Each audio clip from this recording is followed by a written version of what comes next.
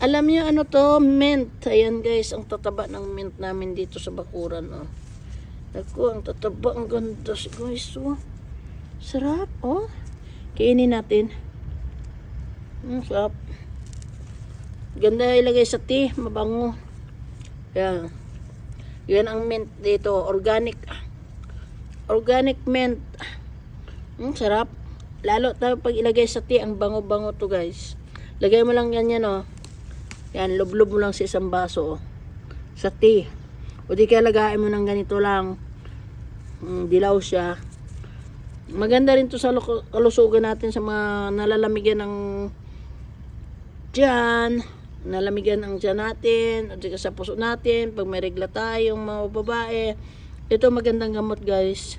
Pang paalis ng lamig sa katawan. Okay. Yan ang mint.